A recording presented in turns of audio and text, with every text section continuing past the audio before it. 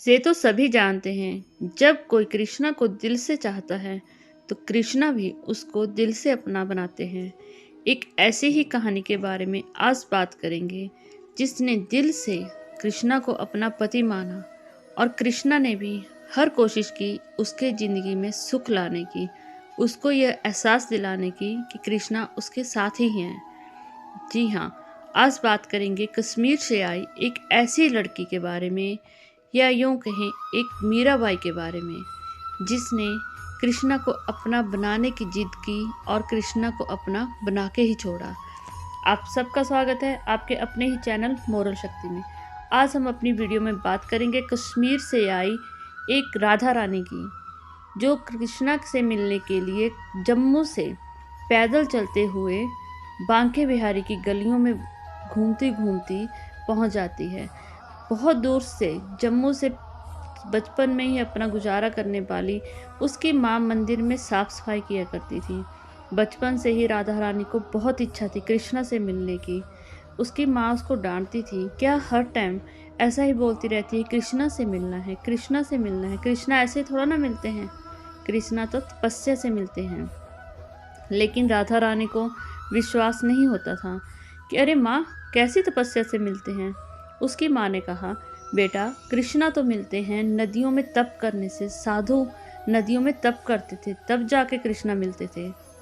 राधा रानी के मन में आया कि अगर तप करने से कृष्णा मिलते हैं तो क्यों ना मैं तप करूं। उसके घर के समीप ही एक नदी थी। छोटी सी नदी के एक किनारे पे वो पानी में जाके खड़ी हो जाती थी। 8 साल की बच्ची सुबह 4 बजे पानी में खड़ी होती थी और 11 बजे उसकी माँ खींच खींच के लेके आती थी। उसको समझाती थी कि ऐसे कृष्णा नहीं मिलते। जब वो जिद करने लगी कि मैंने कृष्णा को ही अपनाना है, उसकी माँ की एक भी ना चली। उसकी माँ ने कहा, अरे बेटा, कृष्णा पानी में खड़े होकर थोड़ा ना मिलते हैं, कृष्णा तो जंगलों में तपस्या करने से मिलते हैं। साधु संतों ने बहुत ज़्यादा तपस्या की जंगलों में, तब जाके कृष्णा मिलते हैं। कृष्णा की भक्ति करनी पड़ती है। बस फिर क्या था, राधा रानी ने अपनी माँ को कहा कि वो कृष्णा को अपना के ही रहेगी। इसलिए उसने घर को छोड़ के जंगल में जाके तपस्या करना शुरू कर दी। जंगलों में बहुत साल तपस्या करने के बाद मीरा को लगा कि अब उसको अपने पति को मिलने जाना चाहिए। वो कृष्ण को दिल से अपना मानती थी। जैसे ही वो जंगलों से निकली, लोगों से पूछने लगी, कृष्णा कहाँ रहते हैं।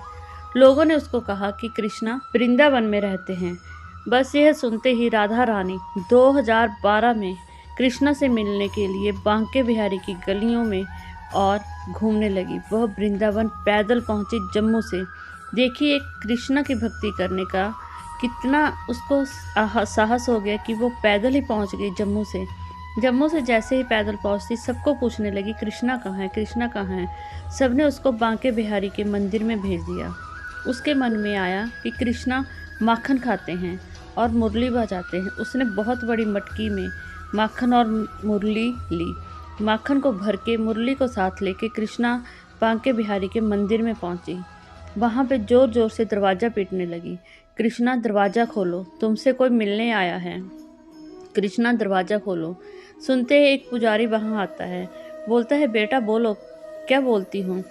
अरे पंडित जी, मैं कृष्णा से मिलने आई हूँ, आप उनको मैसेज दे दो, वो बहुत खुश हो जाएंगे और मिलने आएंगे। क्योंकि राधा रानी को लगता था कि कृष्णा जिंदा इंसान है जो सबको दिखाई देते हैं, इसलिए वह भागी भागी वृंदावन आ गई। जैसे ही वृंदावन पहुंचते ही कृष्णा इस धरती में सबको दिखाई नहीं देते। यह बात उसको बहुत ज़्यादा दुख होने लगा कि कृष्णा सबको नहीं दिखाई देते। पंडित ने सभी पुजारियों को बुलाया कि अरे कौन इसका रिश्तेदार है। तो उसने कहा, अरे ये मेरे रिश्तेदार नहीं है, मैं तो कृष्णा से मिलना चाहती हूँ। अरे भगवान से? पंडित जी बोले, बेटा भगवान किसी को दिखाई नहीं देते। फिर सुनते ही राधा रानी को गुस्सा आ गया और ज़ोर ज़ोर से रोने लगी। अगर दिखाई नहीं देते तो हमारे जम्मू में क्या मंदिरों की कमी है? मैं तो कृष्णा से मिलने आई हूँ और उनसे ही मिलने जाऊँगी। ज़ोर ज़ोर से जैसे ही रोने लगी, पंडितों ने कृष्णा की मूर्ति का पर्दा खोला। लो, ये हैं कृष्णा, मिल लो। अरे मूर्ति से क्यों मिलना पंडित जी, जम्मू में कौन सा मूर्तियों की कमी है। रोते रोते राधा रानी का बुरा हाल हो गया। जैसे ही राधा रो रही थी, अचानक कृष्णा की मूर्तियों की माला गिरने लगी। पंडित बोले, देखो बेटा, कृष्णा तुम्हें एहसास करवा रहे हैं कि मैं यही हूँ, लेकिन अब तुम इस बात को समझो। उसने कहा, मुझे खुश करने की ज़रूरत नहीं है, अब मुझे तो कृष्णा के दर्शन चाहिए। जैसे ही कृष्णा के दर्शन पाने की इच्छा से उसके मन में आया कि मैं अब तो कृष्णा के दर्शन करने ही जाऊंगी, तभी एक वृद्ध वहाँ से बोला कि बेटा, कृष्णा निधि वन में मिलते हैं, वहाँ पे वो रोज़ आते हैं। यही एक जगह है जहाँ पे कृष्णा रोज़ आते हैं। रात को 12 बजे कृष्णा वहाँ रास करने आते हैं। वो बोली, बाबा मुझे वहाँ छोड़ दो। जैसे ही राधा रानी वहाँ पहुँचती है निधि वन में, तो पेड़ की जड़ों में छिप जाती है। पेड़ की जड़ें अंदर से खाली थी, जिसके कारण कोई उसको देख नहीं पाया। और सबसे बड़ी बात, राधा रानी ने अपने पल्लू में कागज़ में लिख के बांधा कि अगर उसको कुछ हो जाता है तो कोई पुजारियों को या किसी और को कुछ ना कहे, क्योंकि वह अपनी इच्छा से निधि वन में रुकी है। निधि वन में जैसे ही रात होती है तो राधा रानी क्या देखती है कि सभी पेड़ जो हैं गोपियाँ बन गई हैं और सभी गोपियों के साथ एक एक कान्हा है।